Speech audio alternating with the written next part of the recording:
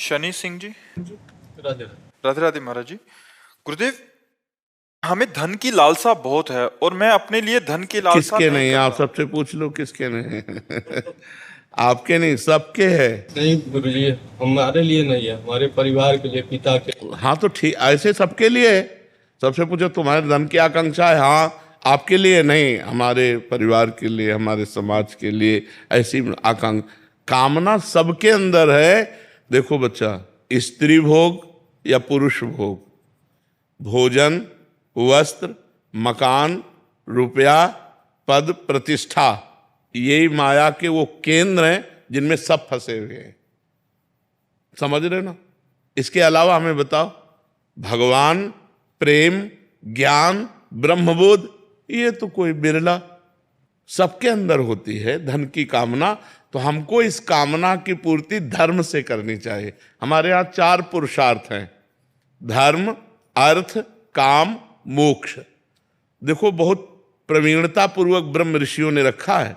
धर्म पहले रखा है और फिर अर्थ और फिर कामना और फिर मोक्ष। मतलब धर्म और मोक्ष के बीच में कामना और अर्थ को रखा गया है कि अगर हम धर्म पूर्वक धन कमाएं, धर्म, अर्थ और कामनाओं की पूर्ति करें धर्म पूर्वक कमाए हुए धन से, तो हमारे को मोक्ष मिलेगा।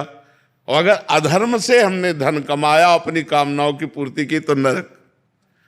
तो हम धर्म पूर्वक धन कमाएं, हम भगवान से जुड़कर धन कमाएं, हम पाप कर्म करके, घूसखोरी से, चोरी करके, किसी से छीन झपट के हम करोड़पति बनना ना चाहें, शॉर्टकट से धनी बनने की कोशिश ना करें। हम धर्म पूर्वक धन कमाएं और धर्म पूर्वक कमाए हुए धन से हम कामना करें, अपनी कामनाओं की पूर्ति करें, तो हमें भगवान की कृपा मिलेगी, हमें मोक्ष की प्राप्ति होगी। समझ पा रहे हैं आप? अखिलेश मिश्रा जी। महाराज जी, जीवन में सही गलत की पहचान क्या है? निर्णय कैसे लूं जिससे घर समाज की इच्छाओं का भी विरोध ना हो और मुझे भी सुख मिले? शास्त्र, धर्म, संत जन, इनके द्वारा हम ये जांच करते हैं कि हमारे मन में या हमारे परिवार में जो वासना उत्पन्न हुई है, इच्छा उत्पन्न हुई, कामना उत्पन्न हुई, वो सही है या गलत। केवल मन की बात से हम सही गलत निर्णय नहीं लेते। हम शास्त्रस्मात् शास्त्रम प्रमाणम ते कार्या अकार्यो व्यवस्थितो, कार्य और अकार्य की व्यवस्था शास्त्र के अनुसार, धर्म के अनुसार, या संत की वाणी के अनुसार, या आत्म अनुभव के अनुसार। अब जो अपनी आत्मा बोलती है उसको तो हम सुन नहीं पाते, और जो मन बोलता है वही हम बात सुन पाते हैं और उसी के अनुसार करते हैं। तो हमें शास्त्र और संत दो की बात से धर्म का पता चलता है। तो हमें सत्संग सुनना चाहिए, शास्त्रों का स्वाध्याय करना चाहिए, उसके अनुसार अपने आचरण करने चाहिए, अपने परिवार की इच्छाओं की पूर्ति करनी चाहिए, मनमानी नहीं। मनमानी तो फिर भ्रष्ट हो जाता है, नष्ट हो जाता है। जी। पंडित योगेश शुक्ला जी। राधे राधे महाराज जी। महाराज जी, पिछले 3 वर्षों से आपको सुन रहा हूँ और जीवन में बहुत परिवर्तन आया है। महाराज जी, हमारा प्रश्न एक था कि किसी भी पूजन या अनुष्ठान में संकल्प मंत्र पढ़ना होता है। यदि जैसे कि सत्यनारायण कथा सुना रहे हैं तो क्या संकल्प मंत्र पढ़ना जरूरी है? अगर संकल्प मंत्र ना पढ़ा जाए तो पूजन का लाभ मिलेगा या नहीं? संकल्प में अमुक गोत्र, अमुक नाम, अमुक ये सब करते हैं, तो उसके आखिरी बात पर ध्यान दो, कृष्णार्पणमस्तु। संकल्प में कृष्णार्पणमस्तु, मैं जो कर रहा हूं हे भगवान आपको समर्पित है। क्योंकि हम करता थोड़ी हैं, भगवान ने प्रेरित किया, भगवान करवा रहे हैं, भगवान को समर्पित, सुनाओ भगवान की कथा, बढ़िया है। पर वो पांडित्य कर्म का विधान है। जब हम पंडित को बुलाएंगे तो वो अपना कार्य करेगा, तो हमको करना चाहिए, निषेध नहीं करना। वो जब संकल्प बोले तो अंदर से चिंतन करना चाहिए, हे भगवान मैं तो करने योग्य नहीं हूं, आपकी कृपा से ही हो रहा है, और ये संकल्प आपको समर्पित है। और अगर यही पंडित हो तो इनको तो कराना ही पड़ेगा ना? आप भी पंडित हैं। हाँ, तो वही तो क्रिया हम ये कह रहे हैं ना, जो सिद्धांत है उस पर तो चलना पड़ेगा। श्री हरिनारायण की जब पूजा हम करें उसके पहले नवग्रह की पूजा करते हैं। आप इधर सुना कि नवग्रह क्या बिगाड़े जब हम हरि की पूजा कर रहे हैं? लेकिन हरि ने ही तो नवग्रह भगवान के बनाए हुए हैं। ये भगवान के पार्षद हैं, तो हमको इनकी पूजा करनी होती है कि आप कृपा करना हरि की पूजा में कोई विघ्न ना आने पावे। बात समझो। तो जो विधान बनाया है हमारे ऋषि मुनियों ने, हमको करना चाहिए। हमें नवग्रह पूजा भी करनी चाहिए, हमें संकल्प भी दिलाना चाहिए, और वो संकल्प भगवान को समर्पित करना। कृष्णार्पणम मस्तु, हरि अर्पणम मस्तु, शायद बोला भी जाता है, बोला जाता है ना। हाँ, तो ये बस उससे मंगल हो जाता है। कन्हैयालाल दुबे जी, प्रयागराज। राधे राधे। राधे राधे महाराज जी। महाराज जी, ब्रह्म वैवर्त पुराण के प्रकृति खंड के 65वें अध्याय के 39वें श्लोक में व्यास जी कहते हैं कि माँ भुक्तम श्रियते कर्म कल्प कोटि शतेरपि अवश्य में भोक्तव्यम कृतम कर्म शुभाशुभम। कर्मों का फल बिना भोगे क्षीण नहीं होता, चाहे करोड़ों कल्प बीत जाएं। कर्मों का फल तो अवश्य ही भोगना पड़ता है, चाहे वो शुभ कर्म ही क्यों या अशुभ कर्म ही क्यों। हाँ, एक मुकदमा चले और वकीलों की वकालत से और जज के निर्णय से उसको फांसी दे दी जाए, पक्का सिद्धांत कानून के अंतर्गत उसे फांसी मिलेगी, लेकिन एक पॉइंट है, राष्ट्रपति उसे माफ कर सकता है, नहीं माफ कर सकता। तो अवश्य में वो भोक्तव्यम कृतम कर्म शुभाशुभम, चाहे करोड़ों जन्म करोड़ों वर्ष व्यतीत हो जाए, भोगना पड़ेगा। लेकिन राष्ट्रपति अगर माफ कर दे, भगवान माफ कर दे, तो इसी जन्म में सब माफ हो जाएंगे। सर्वधर्मान परित्यज्य मामेकम शरणम ब्रज अहम त्वाम सर्व पापेभ्यो मोक्षयिष्यामि मां शुचा। भगवान कह रहे, राष्ट्रपति कह रहे, सब व्यवहार को छोड़कर मेरी शरण में आ जाओ। जो व्यवहारिक धर्म है इनको छोड़कर मेरी शरण में आ जाओ, केवल मेरी शरण में हो जाओ, मैं तुम्हारे सारे पाप माफ कर दूंगा। कोई संशय? भगवान के वचन में कोई संशय? तो बस भगवान की शरण में हो जाओ, भगवान सारे पापों को नष्ट कर देंगे। अगर सारे पाप नष्ट ना होते तो भगवत प्राप्ति ना होती। भगवत प्राप्ति तभी होती है जब अंतःकरण निर्मल हो जाता है। अंतःकरण निर्मल तभी होता है जब पुरुष निष्पाप हो जाता है। तो निष्पाप तभी होगा जब भगवान की शरण में हो जाए, भगवान का नाम जप करे, भगवान का नाम कीर्तन। नाम भागवत का आखिरी श्लोक, नाम संकीर्तनम यस्य सर्व पाप प्रणाशनम प्रणामो दुख शमनम तम नमामि हरिम परम। जिन हरि का नाम संकीर्तन सारे पापों को मिटा देता है। ऐसे सिद्धांत में आपको भोगना पड़ेगा, लेकिन भगवान की शरण में आने पर, भगवान का नाम जप करने पर, भगवान का नाम कीर्तन करने पर सारे पाप नष्ट हो जाते हैं। समझ में आई बात आपके? किशोर भावसार जी, इंदौर से। राधे राधे। राधे राधे महाराज जी। गुरुदेव, कई वर्षों से नित्य श्रीमद् भगवत गीता जी का पाठ करता हूँ। उसमें भगवान ने इंद्रियों पर मन एवं मन से परे बुद्धि को बताया है, और भक्ति भाव मन का विषय है। तो भगवान ने बुद्धि को सर्वश्रेष्ठ क्यों कहा है महाराज जी? बुद्धि निर्णायक है। जैसे शरीर एक रथ है, किसका प्रश्न है? शरीर एक रथ है,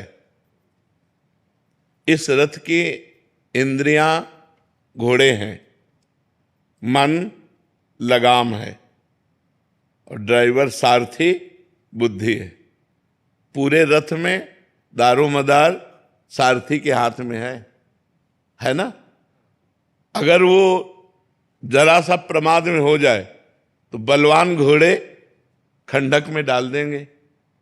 तो बुद्धि यदि हमारी प्रमादी है तो मन और इंद्रियां, मतलब बुद्धि जहां प्रमाद में हुई सारथी, तो घोड़े की लगाम ढीली हुई, मन ढीला हुआ, तो वो इंद्रिय रूपी घोड़े विषय रूपी खंडक में गिरा देंगे। इसीलिए सर्वोपरि बुद्धि है, और बुद्धि को भी जो प्रकाशित करता है वो परमात्मा है।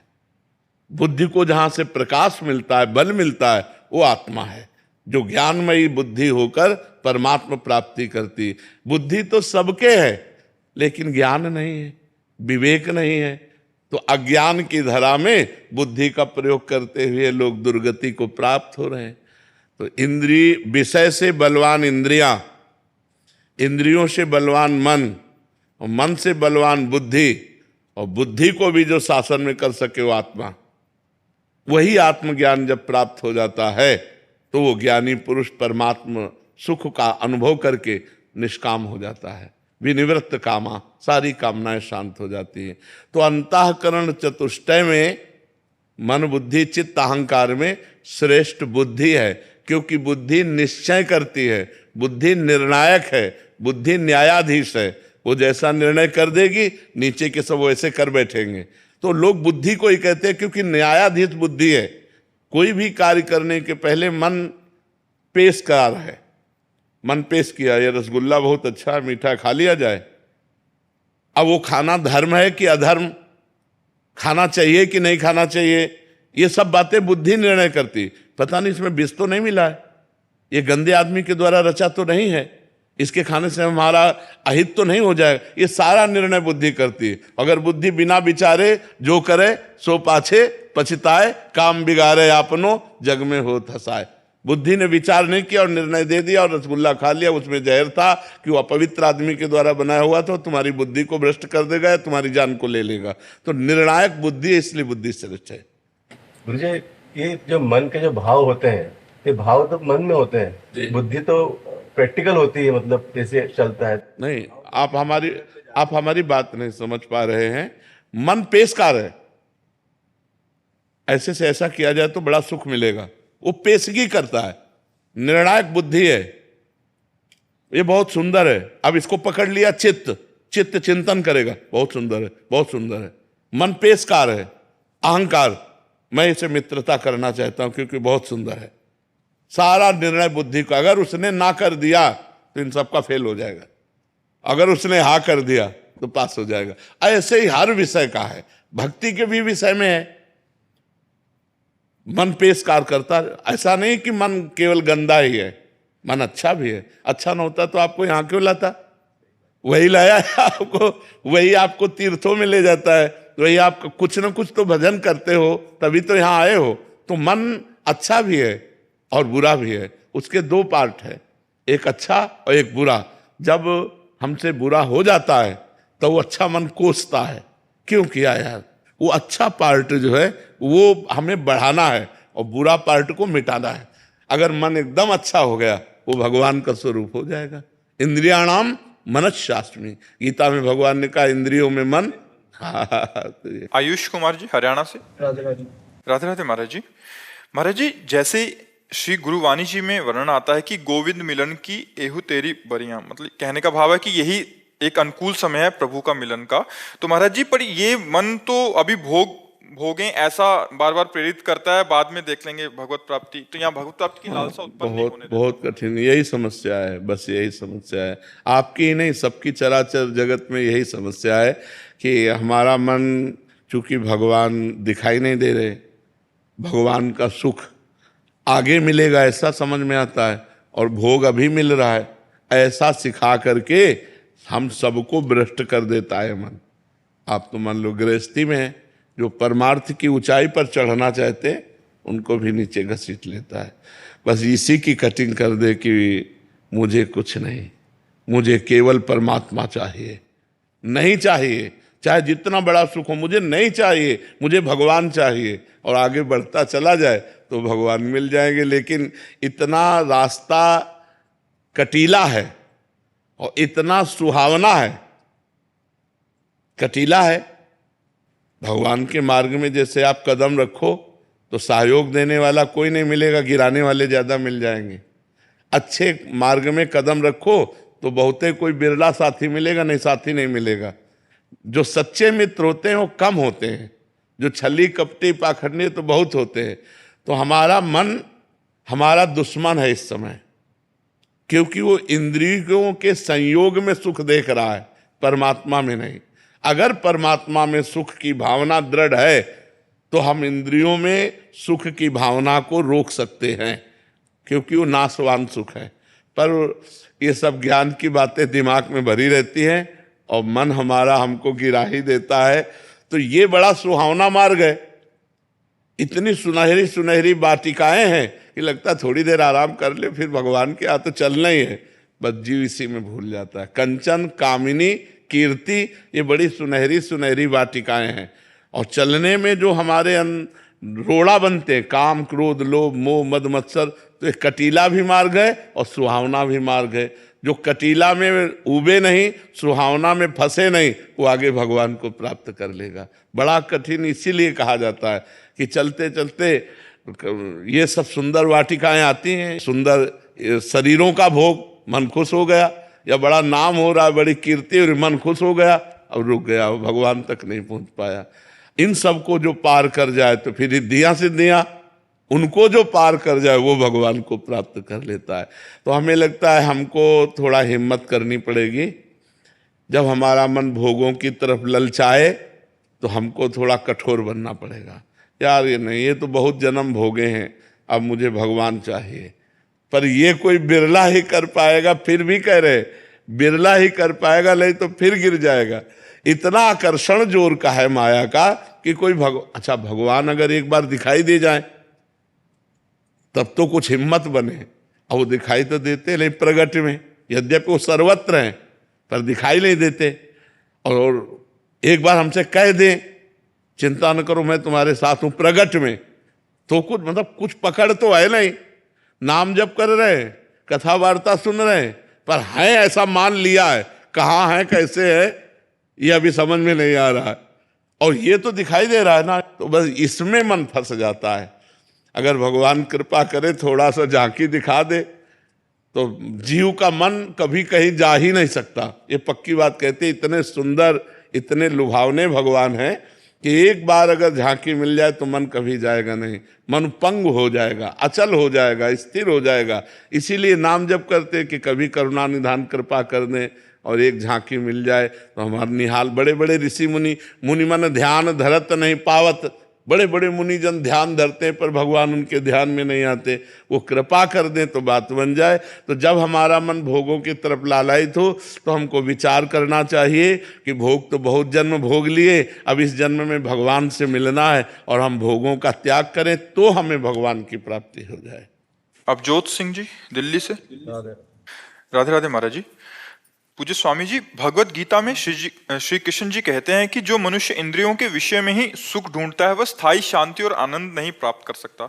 आज के समय में जब सब आनंद को भोग विलास नशा और क्षणिक सुखों में ही खोजते हैं, तब क्या ये संभव है कि हम गीता के उपदेशों के अनुसार आधुनिक जीवन की सफलता के साथ साथ सच्चा आत्मानंद या आध्यात्मिक शांति को प्राप्त या उन्नति को? देखो, बिना विषय सेवन के शरीर चलेगा नहीं। शरीर के लिए विषय सेवन आवश्यक है और बिना विषय सेवन किए धर्म की भी पूर्ति नहीं होगी। दोनों बातें देखनी। जैसे आप गृहस्थ हैं तो आपकी पत्नी है, अब पत्नी के संबंध से विषय सेवन करना धर्म है और पराई पत्नी से अधर्म है। तो जो यदि हम अपनी पत्नी से प्यार करते हैं, अपनी पत्नी से ही संग करते हैं, तो विषय सेवन तो हो रहा है लेकिन वो भगवान की तरफ बढ़ने में बाधा नहीं पहुंचाएगा। अगर हम गलत सेवन करते हैं, दूसरी माँ बहनों की तरफ गंदी दृष्टि रखते हैं, वो हमें नरक ले जाएगा, वो भगवान की तरफ नहीं ले जाएगा। अब हम भोजन पाते हैं, पाना पड़ेगा शरीर पोषण के लिए। अब हम अच्छा से अच्छा भोजन, जितना हमने धर्म पूर्वक धन कमाया है हम पाएंगे, लेकिन मांस नहीं पाएंगे, अंडा नहीं पाएंगे, मछली नहीं पाएंगे, शराब नहीं पिएंगे। ये करेंगे तो नरक जाएंगे। और अगर अच्छा भोजन बनाकर और बड़े बुजुर्ग भूखे किसी को या भगवान को अर्पित करके हम पाते हैं, वो हमारा धर्म है, वो हमें भगवत प्राप्ति के मार्ग में ले जाएगा। खाली समय में बैठकर हम भगवान का नाम जप करें, जो हमारी गुरुवाणी, जो हमारे शास्त्र कहते हैं वैसे हम जीवन व्यतीत करें। हम व्यर्थ समय नष्ट ना करें। जब हम व्यवहार में करें तो ईमानदारी और सच्चाई का जीवन व्यतीत करें। इसी से भगवत प्राप्ति हो जाएगी। भगवत प्राप्ति कोई कठिन नहीं है। अपने गृहस्थी के भोग भोगते हुए धर्म पूर्वक और नाम जप करते हुए भगवान को सहज में प्राप्त कर लेंगे। लेकिन अब आज धर्म की रेखा के अंतर्गत चलना बड़ा कठिन हो रहा है, नहीं हो रहा है। अगर हम गृहस्थी में चलें और अपने धर्म के अनुसार चलें तो हमें भगवत प्राप्ति हो जाएगी। लेकिन हम धर्म के अनुसार नहीं चलते, जिससे हमारे हृदय में अशांति, भय, चिंता, शोक ये अपना निवास बना लेते हैं और हम दुखी हो जाते हैं। तो हमें धर्म से चलना चाहिए। विषय सेवन किए बिना कोई नहीं रह सकता, जी नहीं सकता। मतलब पानी भी विषय है, भोजन भी विषय है, वस्त्र भी विषय है। अपने अनुकूल, धर्म के अनुकूल, ये दो डिपार्टमेंट है। अपने अनुकूल तो फिर गड़बड़ हो जाएगा। हमारा मन कह रहा है ये भोगना है, हमारे अनुकूल ये पड़ रहा है, अब हमको वहां देखना धर्म के अनुकूल है कि नहीं। धर्म के अनुकूल विषय सेवन करना और धर्म के प्रतिकूल का त्याग कर देना और भगवान नाम जप करना और सबका मंगल। कोई बिरला दिमाग होगा जो मन में जो आए वही वाणी में है और वही आचरण में है। कोई बिरला होगा, मन में कुछ और चल रहा है, वाणी से कुछ और बोल रहे और आचरण कुछ और बता रहे। छल कपट की वृद्धि होती चली जा रही है। मतलब कोई बिरला ऐसा होगा जो सत्य और शुद्ध मार्ग में चल रहा हो।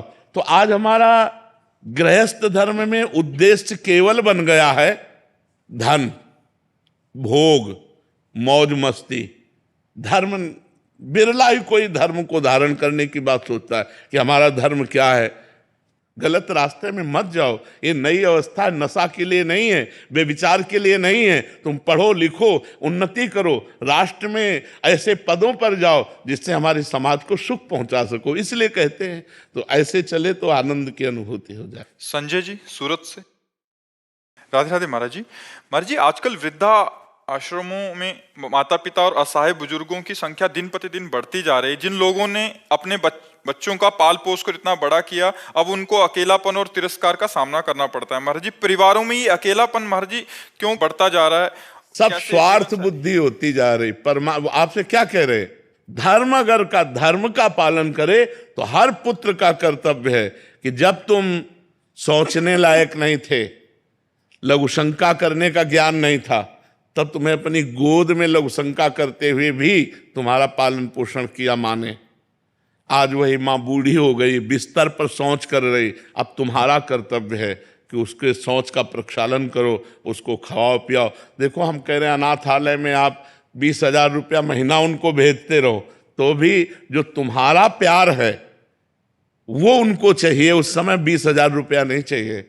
जब माँ को दुलार करके, पिता को दुलार करके, बातचीत करके खवाओ पियाओगे, वो सुख जो उनको मिलेगा वो रुपये से सुख नहीं मिलेगा, वो अनाथालय में रखने से नहीं मिलेगा। अच्छा, आज आप अपने माता पिता को अनाथालय में रख रहे हो तो कल तैयारी आप भी रखो, क्योंकि तुम्हारे लड़के देख रहे हैं ना दादा दादी अनाथालय में हैं।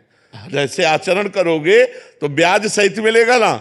इसलिए हमें चाहिए कि अपने माता पिता को मातृ देवो भव, पितृ देवो भव, भगवान के समान आदर दिया गया है माता पिता का। हाँ, हम ऐसे आचरण करें, ऐसा व्यवहार करें माता पिता से कि उनको सुख मिले। यार, बड़ा विचित्र समय है, बहुत विचित्र समय है। कोई सुनने के लिए तैयार नहीं। उनको बूढ़ों की सेवा करना मतलब भार लग रहा है, और ये समझ में नहीं आ रहा कि जवानी बुढ़ापा में तुम्हारी भी बदलेगी। तब तुम क्या करोगे जब तुम्हारे साथ ऐसा बर्ताव होगा? तो आजकल के नौजवान बच्चे धर्म को कहाँ समझ रहे हैं। अगर समझें तो बूढ़े माता पिता को ऐसा कष्ट ना दें। और प्राय ऐसा हो रहा है, सबसे ज्यादा तुम्हारा प्यार और सानिध्य चाहिए उनको। रुपया और भोजन से ज्यादा प्यार और सानिध्य चाहिए। तो आजकल बच्चे अपने प्यार को तो अपनी वासनाओं में बांटे हुए हैं, तो माता पिता की तरफ कैसे देखें। यही बच्चापन से बच्चों को आधुनिक शिक्षा के साथ आध्यात्मिक शिक्षा देना अनिवार्य है। यदि आप नहीं दोगे तो वही परिणाम आपको भोगना पड़ेगा, क्योंकि आधुनिकता में बढ़ते चले गए। अब वो देश विदेश रह रहे हैं, अब बूढ़े माता पिता घर में पड़े, कोई पानी देने वाला नहीं, और वो देश विदेश कमा रहे हैं। अगर कमा रहे हो तो जहां तुम हो वहीं अपने माता पिता को ले जाओ। तुम्हारे माता पिता तुम्हारे लिए भगवान है, ऐसी भावना करो। पर बड़ा विचित्र है, कोई कोई मान रहा है, नहीं तो सब लोग जो है अपनी अपनी मस्ती चाहते हैं। जब बूढ़ा कोई खाट में हग रहा हो और उसकी कोई सेवा कर ले तो भगवान की अलग से आरती करने की जरूरत नहीं है, भगवान प्रसन्न हो जाएंगे। और उस बूढ़े को आपने कष्ट दिया और देवालय में जाके ऐसे नमस्कार करते हो तो भगवान प्रसन्न होने वाले नहीं। इसलिए हमें चाहिए अपने घर रूपी मंदिर में माता पिता रूपी भगवान की आराधना करनी चाहिए। उषा अग्रवाल जी मथुरा से। राधे राधे महाराज जी। महाराज जी, आपके चरणों में कोटि कोटि प्रणाम। महाराज जी, जीवन में दुख और संघर्ष का क्या आध्यात्मिक महत्व है? दुख और संघर्ष का आध्यात्मिक महत्व नहीं, हमारे पाप का कर्म का फल है। आध्यात्मिकता धारण करके दुख और संघर्ष को हम पार करें। अगर हम भगवान को अपने संग रखेंगे स्मरण में, तो हम दुख और संघर्ष को पार कर जाएंगे। ये जंग तो सबको लड़नी पड़ेगी, सबके जीवन में दुख आता है, सबके जीवन में संघर्ष आता है, पर अगर हम भगवान का चिंतन करें, भगवान का स्मरण करें, तो हम इस संसार के संघर्ष से और दुख से पार हो सकते हैं। अन्यथा सब डूब रहे हैं, इसी में डूब रहे हैं। दुख संग आज नहीं है तो कल आ जाएगा, ऐसी विपत्ति आ जाएगी, ऐसा दुख आ जाएगा, ऐसा संघर्ष आ जाएगा कि आप हार जाओगे। और जीत वही जाएगा जिसके साथ भगवान का स्मरण है, भगवान का संग है। तो हम भगवान का स्मरण करें, नाम जप करें, भगवान ही हमें जिताएंगे, उन्हीं की माया है। नहीं तो ऐसी ऐसी समस्याएं हैं कि दिमाग खराब हो जाए। अब जो खाने पीने के लिए व्यवस्था हो रही, वही व्यापार चौपट हो रहा है। जो प्रियजन है जिनके लिए कर रहे हैं, वही मर गए। बड़ी समस्या है, एक समस्या है। तो हम अगर भगवान का चिंतन करते हैं, भगवान का आश्रय लेते हैं, तो हम सुखी हो सकते हैं दुख में भी। नहीं तो बड़ा दुख है। सुबह राज तिलक होने वाला है चक्रवर्ती सम्राट पद पर भगवान राम का, और सामने के 14 वर्ष का वनवास लो। कितनी बड़ी विपत्ति भगवान के ऊपर।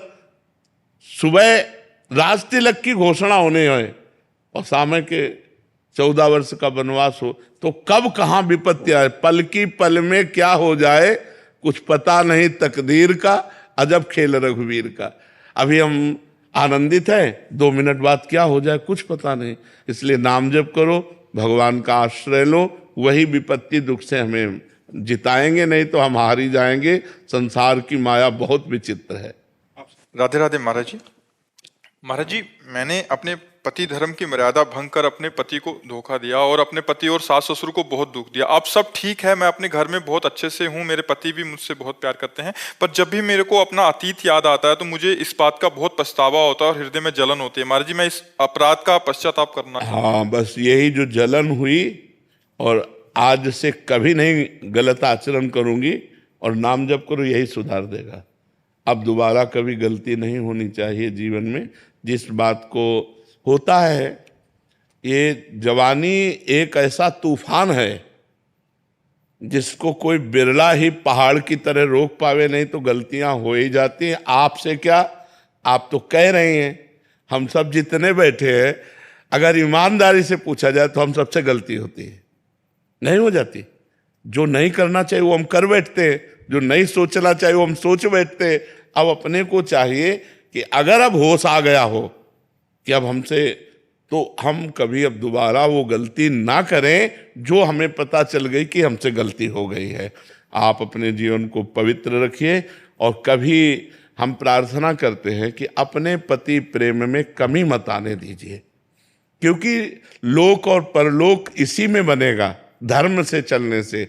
और इधर उधर से माताओं बहनों से ये प्रार्थना है कि अपने जीवन को बहुत संजो करके रखिए, बहुत पवित्र रखिए, कहीं किसी संकट में न फंस जाए, कहीं कोई ऐसा व्यक्ति ना हमको मिल जाए जो हमारा दोस्त बनकर दुश्मन का काम कर दे। पता थोड़ी चलता है, छल कपट करके लोग आजकल ऐसा मुखौटा दिखाते हैं कि लगता है बहुत प्यार करता है, और जब परिणाम में देखो तो छल कपट नजर आता है। तो बहुत बच करके माताओं बहनों को और पुरुष को भी एक दूसरे से सावधान रहें। तो आजकल हमको चाहिए कि हम थोड़ा अपनी बुद्धि को ठीक करें, नाम जप के द्वारा भगवान के संतों का संग करके अपनी बुद्धि शुद्ध करें और गलत आचरणों से बचें। गलत आचरणों में भय और अशांति के सिवा कुछ नहीं मिलेगा। आप देख लो, एक भय मिलेगी, एक अशांति मिलेगी, और अगर हम उसे धर्म से सेवन करें तो हमें सुख मिलेगा, हमें शांति मिलेगी। तो सुख शांति धर्म में है, अधर्म में नहीं है। और हम धन्यवाद देते हैं आपको कि आपने हिम्मत करके अपनी कमी को समाज में कहा। आप आगे से कमी मत कीजिए, अपने पति से प्यार कीजिए। मैं पूरे उनकी तरफ समर्पित हूँ। अभी खुश भी हूँ मैं अपने घर में, पर मन से बात जा नहीं रही। नाम जप करो, इससे ठीक हो जाएगा। नाम जप करो, ठीक हो जाएगा। वो एक गलती है, जीवन में हो जाती है, अगर इसे आप ज्यादा बनाए रखेंगे तो डिप्रेशन में पहुंचा देगी। नाम जप में भी मन नहीं लगता है। नहीं, नाम जप करो। दवा में कड़वी भी हो तो हमें खाना चाहिए, तो ऐसे ही मन लगे ना लगे हमें नाम जप करना चाहिए। भाव को भाव, अनखालसहु नाम जपत मंगल दिस दसहु नाम जप करो। राधे राधे महाराज जी। महाराज जी, मैं अत्यंत दुखी और परेशान हूँ। बार बार आने वाले बुरे विचार, ईर्ष्या, गुस्से और कुछ ही मिनटों में आध्यात्मिक विचलता आ जाती है। मैं अच्छा इंसान बनना चाहती हूँ पर मन ये बार बार गिरा देता है। नाम जप करने का देखो, ये प्रयास ना कर समझा जाए कि हमारी बुराई कही जाती है। लक्षणों से पता चलता है कि हमारे द्वारा पाप कर्म हुए हैं। पाप कर्म के कारण ही हमारी बुद्धि में अशांति, कामनाएं, निगेटिव विचार, विक्षेप ये आते हैं। हम शास्त्रीय बात कर रहे हैं। तो यदि हम अपने पाप कर्मों का प्रायश्चित कर लें और पाप कर्म नए ना हो, रोक लें, तो अभी हमें आनंद आ जाए, अभी हमारी बात बन जाए। अब पूर्व के पाप कर्म जो हैं वो हमको सताते हैं, वो हमें कष्ट देंगे। अब कष्ट कैसे देंगे? निगेटिव विचार करके। नकारात्मक सोच ही सबसे बड़ा कष्ट है। नहीं, अगर शरीर में पीड़ा है और सोच सकारात्मक है तो बड़ी मस्ती रहती है, और शरीर स्वस्थ है और सोच नकारात्मक है तो डिस्टर्ब रहता है आदमी। वही तो फिर डिप्रेशन में पहुंच जाता है आगे चलकर। तो हमें लगता है हमें अपने पापों का प्रायश्चित करना चाहिए। बार बार उस बात का स्मरण करके जलन पैदा करना और भगवान का नाम जप करना और आगे से वो पाप ना करना, तो बढ़िया बात हो जाएगी। अब हमारी बात को अन्यथा ना लेकर के अपने जीवन को अच्छाई की तरफ ले चला जाए। किसी को भी अगर ये बातें हैं तो हमारे अंदर पाप कर्म जमा हो चुका है, अब हमें उसे नष्ट करना है। और पाप कर्म जमा करना अच्छा लगता है, लेकिन नष्ट करना बहुत कठिन होता है। एक आदमी का एक अपराध आजीवन कारावास, 5 मिनट की घटना और पूरे जीवन नरक भोगो, जेल। तो सोचो, हम लोग कई ऐसे पाप हैं जिनको हम व्यक्त नहीं करते। भ्रूण हत्या, गर्भ हत्या या कई ऐसे अपराध हैं जो हम गुप्त रख जाते हैं और वही गुप्त अपराध हमारे हृदय को जलाते हैं। तो हमें चाहिए कि गलती सबसे होती है, हम अपना प्रायश्चित करें, भगवान नाम जप करें, आगे से कभी ऐसा गलत नहीं करेंगे, ऐसा नियम ले तो हमारा जीवन आनंदमय हो जाए। नेहा जी, यूएसए से। राधे राधे। राधे राधे महाराज जी। महाराज जी, इतना भौतिक व लौकिक उन्नति के बाद भी ये लगता है कि जैसे सफलता अभी नहीं मिली है। देखो, बताए विश्व का सब धन भोग तुम्हें मिल जाए तो भी तुम्हें तृप्ति नहीं होने वाली। महाराज ययाति चक्रवर्ती सम्राट और देवयानी उनकी पत्नी शुक्राचार्य जी की पुत्री, परम सुंदरी। शुक्राचार्य जी तो कुल गुरु हैं दैत्यों के और समस्त शास्त्रों के ज्ञाता हैं। उनकी पुत्री कौन सा ज्ञान नहीं होगा, और वो ययाति की पत्नी थी। अपनी यौवन अवस्था भोगने के बाद भी भोगों की अतृप्ति, अपने पुत्र की जवानी ली और उससे भी भोग भोगा 1000 वर्ष तक, फिर भी तृप्ति नहीं। तब ऊब करके छोड़ा और ये निर्णय लिखा कि भगवान से विमुख अज्ञानी पुरुष को यदि पूरे संसार के जौ धान्य स्त्रियां सब सुख दे दिए जाएं तो भी तृप्ति नहीं होगी। गोस्वामी तुलसीदास जी एक दोहा में कह रहे हैं, तब लगी कुशल न जीव कहूं, सपने हूं मन विश्राम।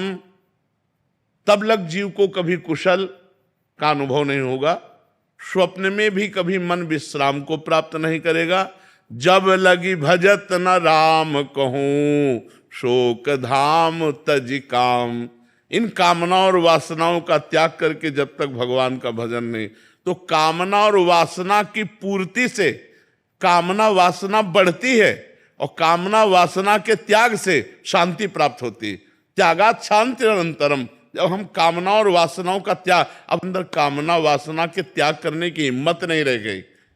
जो मन कहता है वो करना पड़ता है। मन कहता है आज ये खाना है तो अब वो खाना है, ये भोगना है तो भोगना है, अगर नहीं भोगेंगे तो अशांत कर देगा। तो अशांति दूर करने के लिए भोग भोगने की इच्छा रखते हैं, और जबकि भोग भोगने से अशांति बढ़ती है, भोगों के त्याग से शांति बढ़ती है। त्यागात शांति अनंतरम।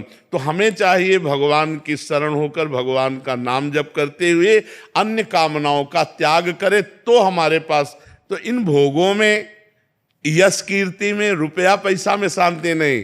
शांति तो भगवान के चरणों में है, भगवान के नाम में है। एक गरीब आदमी हो, भगवान का नाम जप कर रहा हो, भगवान के भरोसों में मस्त। एक अरबपति है, भगवान से विमुख है, वो चिंता है, उसे नींद की गोली खा के सोना होगा। भगवान के आश्रय के बिना शांति मिलना तो असंभव है।